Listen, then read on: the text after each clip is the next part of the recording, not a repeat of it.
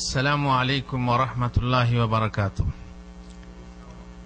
আলহামদুলিল্লাহি রাব্বিল আলামিন ওয়াস সালাতু ওয়াস সালামু আলা রাসূলিহিল কারীম ওয়া আলা আলিহি ওয়া সাহবিহি আজমাইন। আজকের এই বৈঠকে আমরা জানবার চেষ্টা করব যে সবার চাইতে পরিপূর্ণ ঈমানের মুমিন কে। ঈমান পরিপূর্ণ হওয়ার কঠিন জিনিস, এমনিতে আপনারা জানেন। এমনিতেই ঈমান ভালো কাজ করলে বৃদ্ধি পায়, খারাপ কাজ করলে হ্রাস পায়, কম হয়ে যায়। কিন্তু কি এমন কাজ আছে যে কাজ করলে পরিপূর্ণ ঈমানের মুমিন হওয়া যায়? পরিপূর্ণ ঈমান, ঈমানের সকল কাজ না করলে কেউ পরিপূর্ণ মুমিন হতে পারে না। যেহেতু রাসূলুল্লাহ সাল্লাল্লাহু আলাইহি ওয়াসাল্লাম বলেছেন, লা ইউমিনু আহাদুকুম হাত্তা আকুনা আহাব্বা ইলাইহি মিন ওয়ালাদিহি ওয়া ওয়ালিদিহি ওয়ান নাসি আজমাইন। সে পরিপূর্ণ মুমিন নয়। দেখেন, পরিপূর্ণ মুমিন না হওয়ার কারণ কি?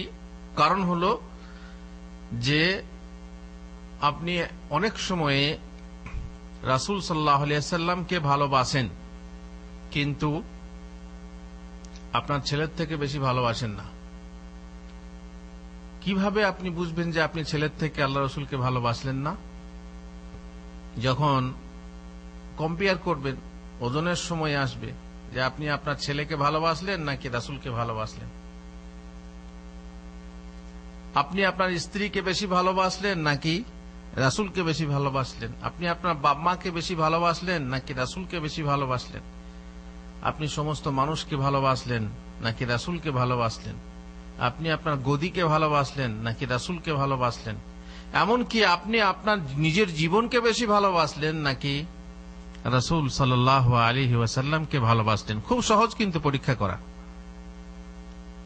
যখন দেখবেন দুই দিকে দুই মিজানের, আপনার ওজনের দুই দিকে দুই, একদিকে নবী একদিকে বিবি, কার কথাটা আপনি মানছেন? বিবি বলছে এটা করো যেটা রাসূলের বিরোধী, তখন আপনি বিবির কথাটা শুনছেন, নবীর কথাটা ছাড়ছেন।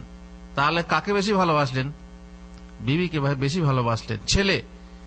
ছেলে আপনাকে আটকে রাখছে এমন এক কাজে যে কাজ রাসূল বিরোধী, আপনি ছেলের কথাটা মানছেন, বাপ মা কথা মানছেন, সমস্ত দেশের মানুষ কিংবা পৃথিবীর মানুষের সমস্তকে ভালোবাসছেন, রাসূল সাল্লাল্লাহু আলাইহি ওয়াসাল্লামের বিরোধিতা করছেন। তাহলে বোঝা গেল কি, যে ভালোবাসার ওজনে আপনি রাসূল সাল্লাল্লাহু আলাইহি ওয়াসাল্লামের দাঁড়িপাল্লাকে উঠিয়ে দিলেন, আর তার মানে আপনি পূর্ণ মুমিন নন। পূর্ণ মুমিন নন যতক্ষণ পর্যন্ত না রাসূল সাল্লাল্লাহু আলাইহি ওয়াসাল্লামকে পরিপূর্ণ ভালোবাসা হয়। তিনি বলছেন, কোন বান্দা পূর্ণ মুমিন হতে পারে না যতক্ষণ পর্যন্ত আমি তার নিকট তার পরিবার, ধনসম্পদ এবং সমস্ত মানুষ অপেক্ষা বেশি প্রিয়তর হয়েছি। একবার মহানবী সাল্লাল্লাহু আলাইহি ওয়াসাল্লাম ওমর বিন খাত্তাবের হাত ধরেছিলেন। ওমর তাকে বললেন, হে আল্লাহর রাসূল, আপনি আমার জীবন ছাড়া সকল জিনিস থেকে আমার নিকট প্রিয়তম, আমার জীবন ছাড়া। এ কথা শুনে মহানবী সাল্লাল্লাহু আলাইহি ওয়াসাল্লাম বললেন, না, সেই সত্তার কসম যার হাতে আমার প্রাণ আছে, যতক্ষণ না আমি তোমার নিকট তোমার জীবন থেকেও প্রিয়তম হতে পেরেছি ততক্ষণ পর্যন্ত তুমি পূর্ণ মুমিন হতে পারো না। ওমর রাদিয়াল্লাহু তাআলা আনহু বললেন, ইয়া রাসূলুল্লাহ, এখন আমি আপনাকে আমার জীবন থেকেও বেশি ভালোবাসি। এখন আপনি আমার কাছে আমার জীবন থেকেও বেশি প্রিয়তম। এটা ক্ষণেকে পরিবর্তন হয় না? খুব সহজ। অন্তর সামান্য জিনিসের জন্য আপনি আমার কাছে প্রিয় পাত্র ছিলেন, একজন এসে আমাকে আপনার বিরুদ্ধে বিষ মন্ত্র দিল, সঙ্গে সঙ্গে সেকেন্ডের ভিতরে আপনি খারাপ হয়ে যাবেন। আপনারা শুনেছেন প্রসিদ্ধ ঘটনা আর ঈমান আনার বহু ঘটনা, যখন হযরত ওমরই অমুসলিম ছিলেন, আল্লাহ রাসূলের প্রতি কিভাবে ঘৃণা পোষণ করতেন, বিদ্বেষ পোষণ করতেন, হয়ে গেলেন অন্তরঙ্গ। সুমামা বিন উসালের কথা শুনেছেন, যে ইসলাম গ্রহণের পর যখন মসজিদে নববীতে বেঁধে রাখা হলো, তারপর তাকে জিজ্ঞেস করা হলো, বলা হলো, সঙ্গে সঙ্গে বললেন যে আল্লাহ রাসূল, আপনার দেশ এবং আপনি আমার কাছে সব থেকে খারাপ ছিলেন, এখন আপনি সব থেকে প্রিয়। তেমনি কোন সাহাবী এসে বলতে, আমি তোমাদের মাঝে কি, আপনি তো খুব সম্মানিত, আপনি আমাদের নেতা, আপনি আমাদের এই, তোমরা শোনো আমি মুসলমান হয়েছি। সঙ্গে সঙ্গে কি হয়ে গেল? তুমি সবচেয়ে ঘৃণ্য, তুমি বেদিন হয়ে গেছো, বিধর্মী হয়ে গেছো। মানুষের মন পাল্টাতে বেশি দেরি হয় না। হযরত ওমর রাদিয়াল্লাহু তাআলা সঙ্গে সঙ্গে মন পাল্টে গেল। বললেন, ইয়া রাসূলুল্লাহ, আমি আপনাকে আমার নিজের প্রাণ থেকেও বেশি ভালোবাসি। তখন রাসূলুল্লাহ সাল্লাল্লাহু আলাইহি ওয়াসাল্লাম বললেন, আল আনা ইয়া ওমর, এখন তুমি পরিপূর্ণ মুমিন। রাসূলুল্লাহ সাল্লাল্লাহু আলাইহি ওয়াসাল্লাম বলেছেন, মান আ'তা লিল্লাহ ওয়া মানা'a লিল্লাহ ওয়া আহাব্বা লিল্লাহ ওয়া আবগাদা লিল্লাহ ওয়া আনকাহা লিল্লাহ ফাকাদ ইসতাকমালা ঈমানু। পূর্ণ মুমিনের দাবি দেখুন, পূর্ণ ঈমানের দাবি শুনুন কি? যদি আপনি কাউকে কিছু দেন, কার জন্য দেবেন? আল্লাহর জন্য দেবেন।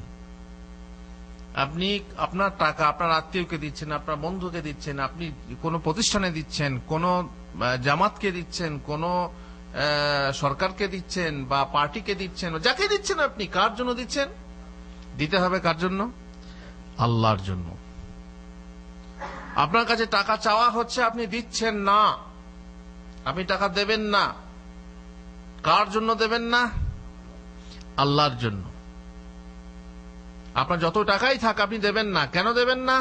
যেহেতু সেখানে দেওয়াটা আল্লাহ পছন্দ করেন না, এই জন্য আমি দিচ্ছি না। দিয়েছি আল্লাহর জন্য, দেবো না আল্লাহর জন্য। ওয়া আবগাদা লিল্লাহ, একজনকে আমি খারাপবাসি, একজনকে আমি ঘৃণাবাসি বা তাকে খারাপ মনে করি, ঘৃণা করি। কেন? যেহেতু আল্লাহ তাকে ঘৃণা করেন, আল্লাহ তাআলা তাকে ঘৃণা করেন, আল্লাহ তাআলা তাকে পছন্দ করেন না, আল্লাহ তাআলা তাকে ভালোবাসেন না। আমি জানি শরীয়তে আমার দলিল আছে যে আল্লাহ তাআলা তাকে পছন্দ করেন না, ভালোবাসেন না, সেই জন্য আমিও তাকে ভালোবাসি না। ভালোবাসাটা কার জন্য হবে? ঘৃণা করাটা কার জন্য হবে? আল্লাহর জন্য হবে। আহাব্বা লিল্লাহ ওয়া আবগাদা লিল্লাহ। আপনি যাকেই ভালোবাসুন, আপনি আপনার আত্মীয় স্বজন থেকে নিয়ে, আপনি আপনার স্ত্রী থেকে নিয়ে, আপনি আপনার ছেলে মেয়ে থেকে নিয়ে যাকেই ভালোবাসুন, ভালোবাসাটা হবে কার জন্য? আল্লাহর জন্য। ঘৃণাটা হবে কার জন্য? আপনি আপনার স্ত্রীকে ঘৃণা করতে পারেন, কিসের জন্য ঘৃণা করবেন? যেহেতু আপনি জানেন যে আল্লাহ তাআলা একে ঘৃণা করে। সুতরাং আল্লাহর জন্য যদি ঘৃণা করেন, আল্লাহর জন্য যদি ভালোবাসেন, ওয়া আরেকটা বাড়তি কথা আছে, পরিষ্কার কথা আছে, ওয়া আনকাহা লিল্লাহ। বিবাহ দেয়, নিকাহ দেয় কার জন্য? আল্লাহর জন্য। এজন্য হাদিসে আছে, যখন তোমার কাছে কেউ প্রস্তাব নিয়ে আসে যার দ্বীন ও চরিত্রের ব্যাপারে তুমি নিশ্চিন্ত, তাহলে তার সঙ্গে বিয়ে দিয়ে দাও। তোমার ছেলে কি বল, তোমার মেয়ের বা তোমার ছেলে মেয়ে যাই হোক, যখন শুনলে যে হ্যাঁ চরিত্র ঠিক আছে, দিন ঠিক আছে, তখন তার রং দেখো না, তার রূপ দেখো না, তার ধন দেখো না, তার বংশ দেখো না। অথচ বিয়ে করা হয় কটে কারণে? 4টি কারণে। এখানে মাত্র একটি কারণ পাওয়া গেছে, এই একটি কারণ দেখেই বিয়ে দিয়ে দাও। যদি না দাও তাহলে দুনিয়াতে বিশাল ফাসাদ সৃষ্টি হবে। তাকুন ফিতনাতুন ফিল আরদি ওয়া ফাসাদুন আরিদ। তাহলে যখন আমরা বলছি যে যখন কারোর সঙ্গে কারো বিয়ে দেব, আমার ছেলের কিংবা আমার মেয়ের কিংবা আমার ভাইয়ের কিংবা আমার বোনের বিয়ে দেব, কিসের জন্য? আল্লাহ তাআলা আর জন্য। এবং জানবো যে যে লোকটার সঙ্গে আমি সম্পর্ক করতে যাচ্ছি, কেন করতে যাচ্ছি? যেহেতু তার সঙ্গে আল্লাহর সম্পর্ক ভালো, এ কথা আপনাকে জানতে হবে। আন্দাজে অনুমানে রূপের সাগর, তারপরে কি বলে আপনার ধনের মন আছে ইত্যাদি আপনি দেখলেন, তাকে আপনি আদর করে জামাই রূপে বরণ করলেন কিংবা তার সঙ্গে মেয়ে বা বোনের বিয়ে দিলেন, আল্লাহর জন্য দিলেন না, তাহলে পরে জানতে হবে আপনার মোমেন, আপনার ঈমান পূর্ণ নয়। আপনি মোমেন কিন্তু আপনার ঈমান পূর্ণ নয়। কেননা বলা হয়েছে যে ব্যক্তি আল্লাহর ওয়াস্তে এই কাজগুলো করবে, ফাকাদ ইস্তাকমালা ঈমানুহু, তার ঈমান পরিপূর্ণ হয়ে যায়। তার মানে আপনার ঈমান পরিপূর্ণ নয় যদি আপনি এই কাজগুলো না করতে পারেন। আর রাসূলুল্লাহ সাল্লাল্লাহু আলাইহি ওয়াসাল্লাম আরো বলেছেন, যে ব্যক্তি বিবাহ করে তার অর্ধেক ঈমান পূর্ণ হয়ে যায়। বিবাহ করার পর অর্ধেক ঈমান পূর্ণ হয়। ফালিয়াত্তাকিল্লাহা ফিন্নিসফিল বাকি, সুতরাং তার উচিত আর বাকি অর্ধেকে আল্লাহর ভয় করা। বিবাহ অর্ধেক ঈমান, তার মানে বিবাহ করলে আপনি মোটামুটি বহু পাপ থেকে বেঁচে যাবেন। তবে আল্লাহ যদি এমন বউ দেয় যে বউ আপনার উল্টা হয়ে যায়, তাহলে বিয়ে করলে বেশি পাপ হতে পারে, সেটা আলাদা কথা। কিন্তু স্বাভাবিকভাবে যদি বউ আল্লাহ ওয়ালি হয় আর আপনিও আল্লাহ ওয়ালা হন, তাহলে আপনার অর্ধেক ঈমান বেঁচে যাবে, পরিপূর্ণ ঈমান হবে বাকি কাজগুলো করলে। রাসূলুল্লাহ সাল্লাল্লাহু আলাইহি ওয়াসাল্লাম বলছেন, লাইসাল মুমিনুল্লাযী ইয়াশবাউ ওয়া জারুহু জায়উন ইলা জামবিহি, আপনি ভালো লোক, খুব ভালো লোক, কোন দিকে অপরিপূর্ণতা নেই, কিন্তু আপনার প্রতিবেশী আপনার পাশের বাড়িতে থাকে, সে বেচারি খিদেতে রাত কাটায়, সে বেচারি খেতে পায় না, আর আপনি পেট পুড়ে খান, আপনি তার খোঁজও নেন না, খবরও নেন না, কোনদিন তার ক্ষুধা মেটাবার বা খিদে মেটাবার চেষ্টাও করেন না, আপনি পূর্ণ মোমেন না। আপনি পূর্ণ মোমেন না যে আপনার পাশে আপনার প্রতিবেশী উপোস করছে, প্রতিবেশী উপবাসে থাকছে, অথচ আপনি তার খোঁজ নেন না, আপনার ঈমানও পরিপূর্ণ না। আল্লাহ রাসূল সাল্লাল্লাহু আলাইহি ওয়াসাল্লাম বলছেন, ওয়াল্লাহি লা ইউমিন, ওয়াল্লাহি লা ইউমিন, ওয়াল্লাহি লা ইউমিন, তিনবার কসম করে বলছেন, আল্লাহর কসম সে মোমেন নয়। আর মোমেন নয় মানে পরিপূর্ণ মোমেন না। আল্লাহর কসম সে মোমেন নয়, আল্লাহর কসম সে মোমেন নয়, আল্লাহর কসম সে মোমেন নয়। সাহাবারা বললেন, ইয়া রাসূলুল্লাহ, মান হুয়া ইয়া রাসূলুল্লাহ, কে সে যে মোমেন নয়? বললেন, আল্লাযী লা ইয়ামানু জারুহু বাওয়াইকাহ, তার মানে যার প্রতিবেশী তার অনিষ্টকারিতা থেকে নিরাপদে থাকে না। ক্ষতি, প্রতিবেশীর ক্ষতি করছে, আপনার পাড়া গ্রামে হাঁস মুরগি ছাগল গরু নিয়ে ক্ষতি করছে, কিংবা ছেলে ঝগড়া করে ক্ষতি করছে, কিংবা পানি মারা নিয়ে ক্ষতি করছে, কিংবা গাছের ডাল ইত্যাদি নিয়ে ক্ষতি করছে, কিংবা রাস্তা নিয়ে ক্ষতি করছে, রাস্তা জাম করে রাখছে, কিংবা আপনার বাড়ির সামনে ময়লা ফেলে ক্ষতি করছে, আপনার বাড়ির সামনে গাড়ি রেখে আপনার রাস্তাটা জাম করে আপনার ক্ষতি করছে, কিংবা আপনার ঘরের সামনে বা এমন ভালো জায়গা সুন্দর পরিচ্ছন্ন করে রেখেছেন, পরিষ্কার করে রেখেছেন, সেখানে থুতু ফেলছে। মানে অবাক লাগে, এমন লোক আছে যে মনে করুন এক ফ্ল্যাটে একই জায়গাতে 4টে ফ্ল্যাট, ঢোকার রাস্তা যাকে মাদখাল বলে আরবিতে, তার হচ্ছে একটাই রাস্তা, সেই রাস্তায় যাওয়ার সময়ে পান খোকো থুতু দরজার সামনে ফেলছে, কিংবা যারা গালি খায়, গালি খেয়ে ঘর ঢোকার আগে ফেলছে, কোথায়? প্রতিবেশীর বাসার সামনে থুতু ফেলছে, গুল মেজে ব্রাশ করে ইত্যাদি থুতু ফেলছে সেখানে, প্রতিবেশীর দরজার সামনে। দেখতে খারাপ লাগে, আর যারা তা ব্যবহার করে না প্রচুর ঘৃণা লাগে। কিন্তু এইভাবে প্রতিবেশীকে কষ্ট দেয়। প্রতিবেশী মাঝখানে আমরা জানি 5 ইঞ্চি দেওয়ালের ওপারে কি আছে আমরা খোঁজ খবর রাখি না, কি হচ্ছে খোঁজ খবর রাখি না। কিন্তু এমনও প্রতিবেশী আছে যে খোলামেলা, সেখান ওই বাড়িতে যদি কেউ হাওয়া ছাড়ে এ বাড়িতে শুনতে পাওয়া যায়। সেই ক্ষেত্রে আপনি হই হুল্লোড় করে প্রতিবেশীর অসুবিধা করেন, গান বাজিয়ে, টিভি বাজিয়ে, টেপ রেকর্ড বাজিয়ে বা রেডিও বাজিয়ে এমন গান এমন কিছু আপনি শুনছেন যে আপনি শুনছেন না, শোনার দরকার হলে আপনারা নিশ্চয়ই দেখেছেন রাস্তাতে এমন ছেলেরা যায় গান বাজিয়ে যে আশেপাশে সবাই শুনতে পায়। সে কি নিজে শুনছে? সে শুধু শুনছে না, শোনাচ্ছে। দেখো আমি কলিযুগের ছেলে, আমি ভয় করি কাকে? কলির যুগে ছেলে আমি কলির যুগে ছেলে, দেখো আমি কাউকে ভয় করি না, সবাইকে গান শোনাচ্ছি। সেই রকম প্রতিবেশীও আছে, সে নিজে শুধু গান শোনে না, বরং সবাইকে শোনায়। এত জোর। আমাদের এলাকাতে একটা লোক ছিল, সেখানে আবার সে মাইক লাগাতো চালের মানে মাথে কি বলে ঘরের ছাদে, নিজে তো শুনতো, গোটা গ্রামবাসীকে, গোটা জামাতের লোককে শোনাতো। এবং আপনারা নিশ্চয়ই জানেন যে যারা এখন আমাদের দেশের বিভিন্ন দোকানে মাইক বাজে, সে তারা নিজে শোনে না, শোনায়। এতে ক্ষতি হয় প্রতিবেশী, বিভিন্ন রকম ভাবে প্রতিবেশীকে কষ্ট দেওয়া হয়, ক্ষতি করা হয়। আল্লাহ রাসূল সাল্লাল্লাহু আলাইহি ওয়াসাল্লাম বলছেন সে মোমেন নয়, মানে পূর্ণ মোমেন নয়। পূর্ণ মোমেন হতে হলে কি করতে হবে? প্রতিবেশীকে কষ্ট দেওয়া থেকে বিরত থাকতে হবে। আর এক হাদিসে রাসূলুল্লাহ সাল্লাল্লাহু আলাইহি ওয়াসাল্লাম বলছেন, ইত্তাকিল মাহারিম তাকুন আবুদান নাস। তুমি সবচেয়ে বড় আবেদ হতে চাও, তাহলে হারাম জিনিস থেকে দূরে থাকো। আল্লাহ তাআলা যা হারাম করেছেন, মিথ্যা চুগলি থেকে নিয়ে হারাম খাওয়া থেকে নিয়ে যেগুলো হারাম করেছেন, দূরে থাকো, তাহলে তুমি সবচেয়ে বড় আবেদ হবে। ওয়ারদা বিমা কাসামাল্লাহু লাক তাকুন আগনান নাস। ধনী হতে চাও, সবচেয়ে বড় ধনী হবে, তোমাকে আল্লাহ যা দিয়েছেন তাই নিয়ে সন্তুষ্ট হও, তাহলে তুমি সবচেয়ে বড় ধনী। ধনের ধনী ধনী নয়, মনের ধনী আসলেই ধনী। ওয়া আহসিন ইলা জারিক তাকুন মুমিনা।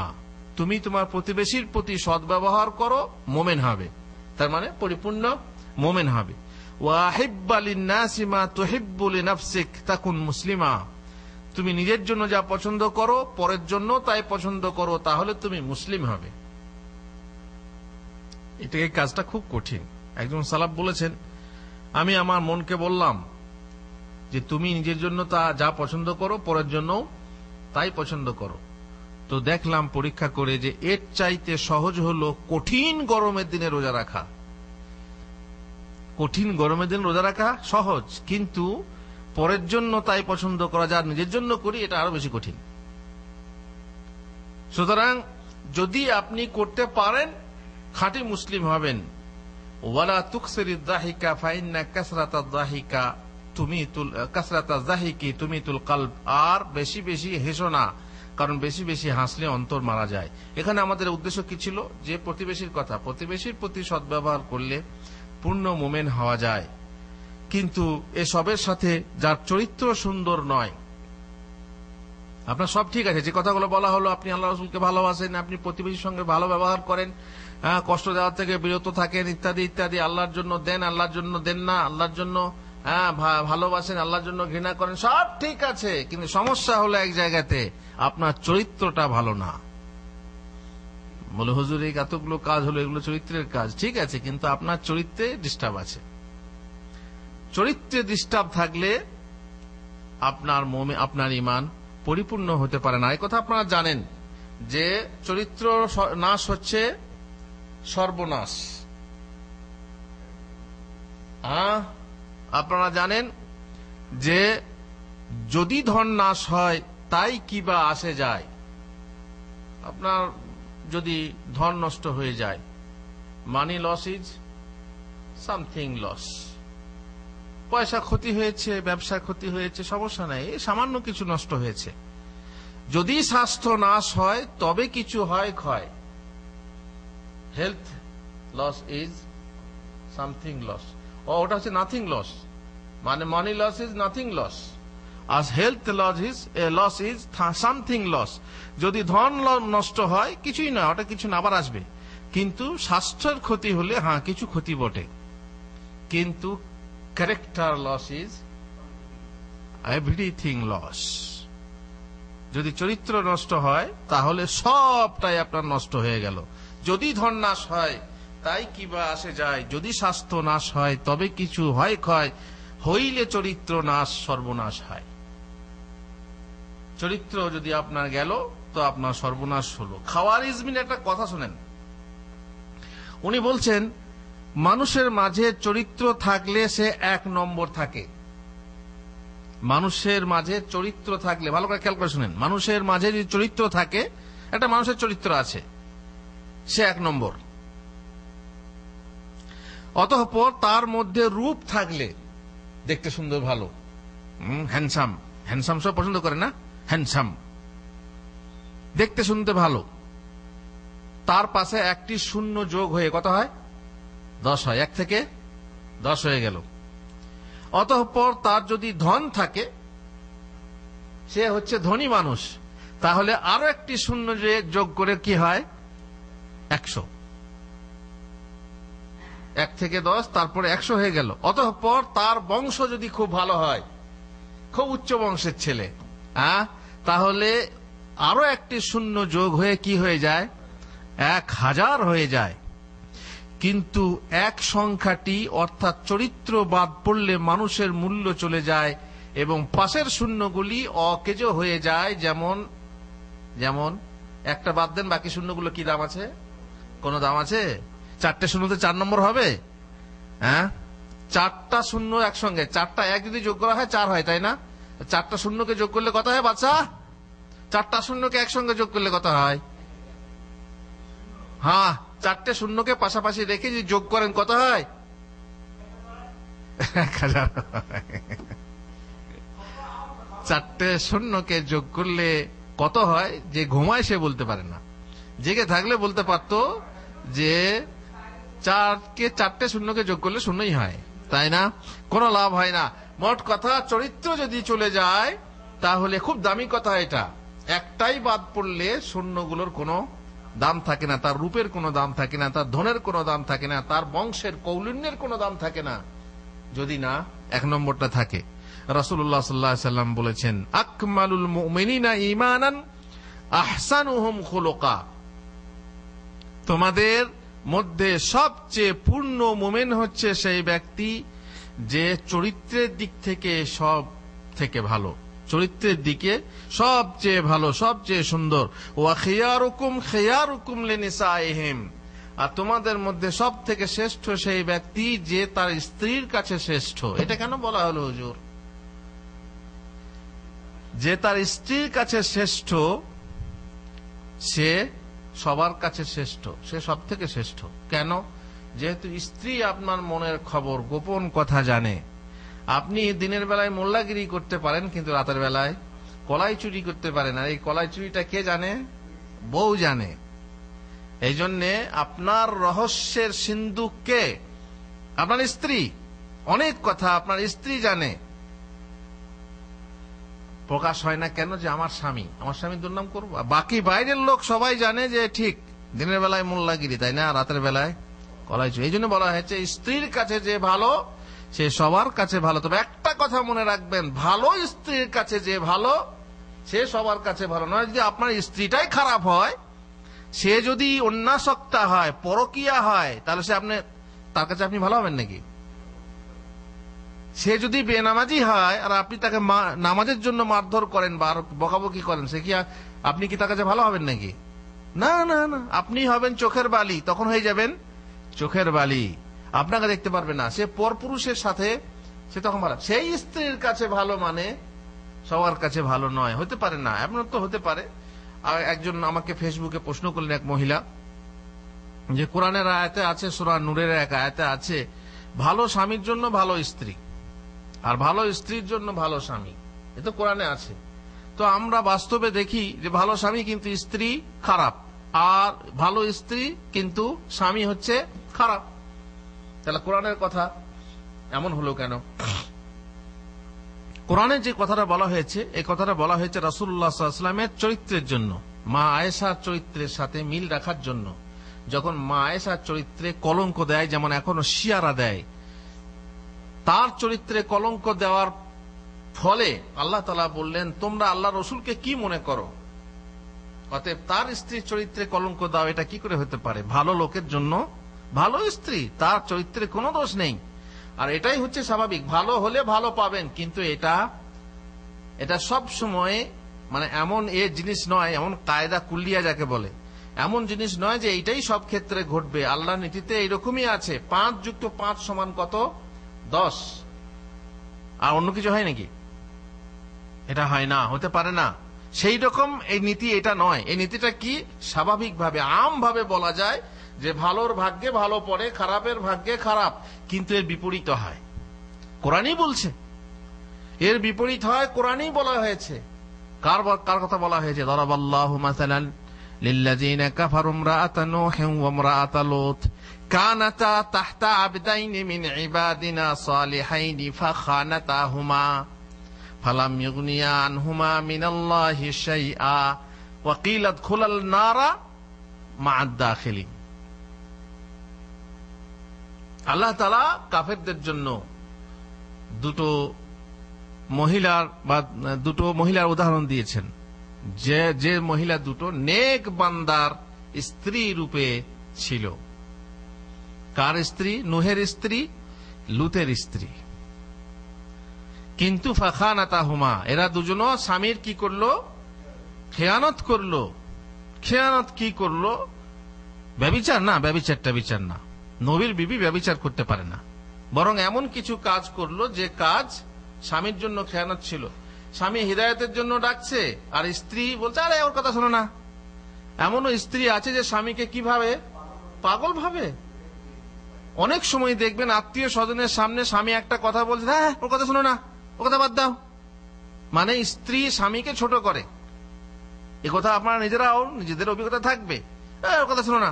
এইভাবে তারা খেয়ানত করলো, মানে উম্মতের সাথে খেয়ানত করলো, আল্লাহ নবীর সাথে এইভাবে উম্মতকে ভাঙিয়ে দিয়ে খেয়ানত করলো।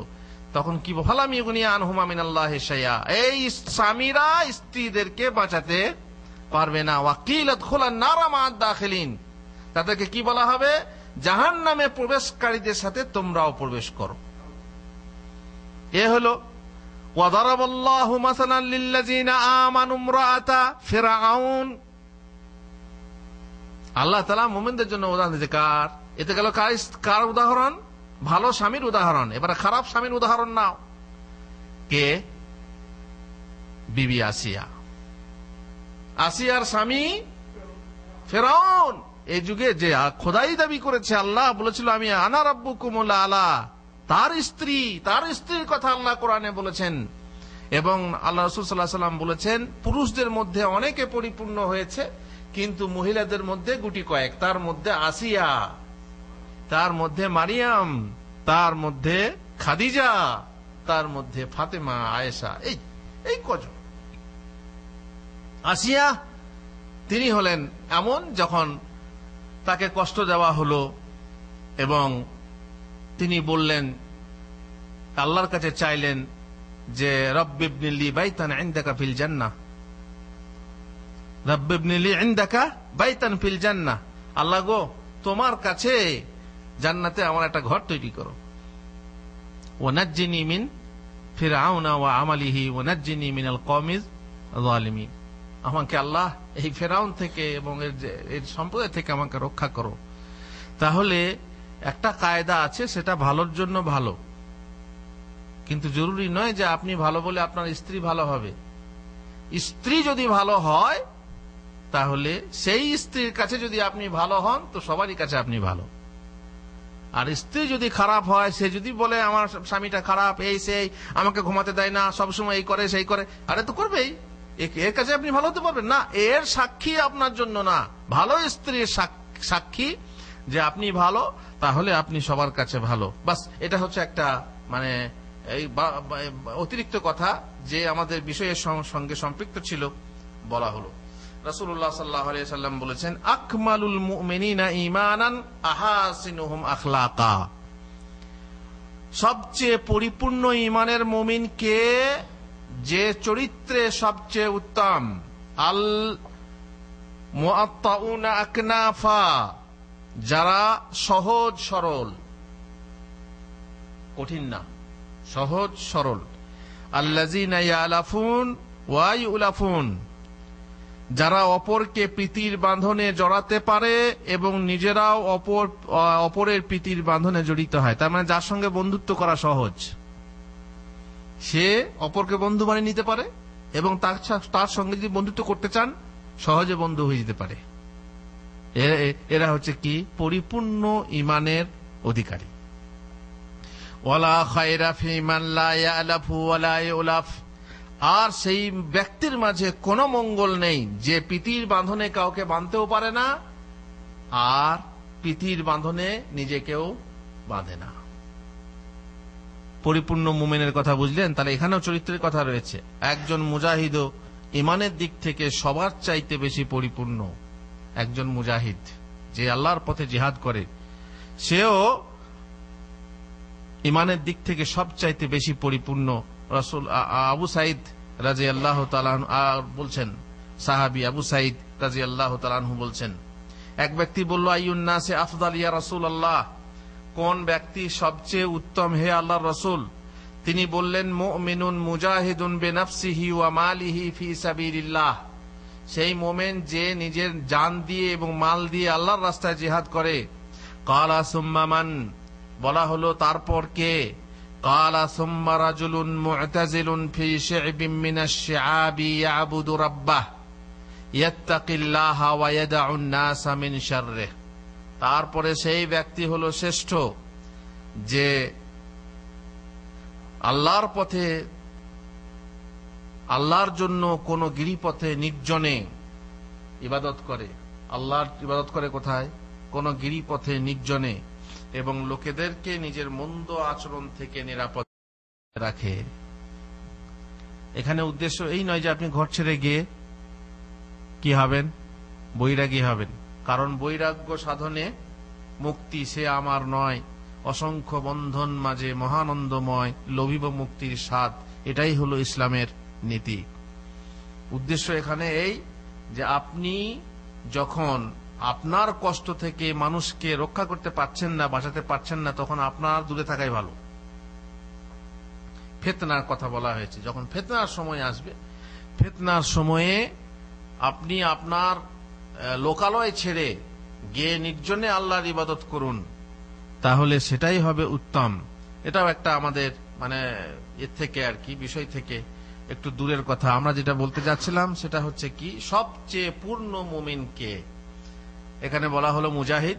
সবচেয়ে পূর্ণ মুমিনকে বলা হলো যার চরিত্র সবচেয়ে উত্তম ও শ্রেষ্ঠ, এবং পূর্ণ মুমিনের মুমিনকে বলা হলো যে তার প্রতিবেশীর সঙ্গে ভালো ব্যবহার রাখে, সদ্ব্যবহার রাখে, এবং প্রতিবেশীর খোঁজ খবর নেয় যে তার পেটে খিদে আছে কি নাই, বা সে উপবাসে দিন কাটাচ্ছে না রাত কাটাচ্ছে, এটা আপনার খেয়াল রাখে।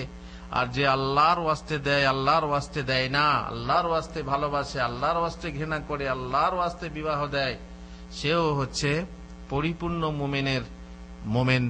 এইটুকু আমাদের জানা ছিল। আর রাসূলুল্লাহ সাল্লাল্লাহু আলাইহি ওয়াসাল্লামকে ভালোবাসে, সবার থেকে বেশি ভালোবাসে, এমনকি নিজের জান থেকেও বেশি ভালোবাসে, তবেই হবে সে পূর্ণ মোমেন। আল্লাহ তাআলা আমাদেরকে তৌফিক দেন পূর্ণ মোমেন হওয়ার। আল্লাহুম্মা আমিন। ওয়া সাল্লাল্লাহু আলা নবিয়িনা মুহাম্মদ ওয়া আলা আলিহি ওয়া সাহবিহি আজমাইন।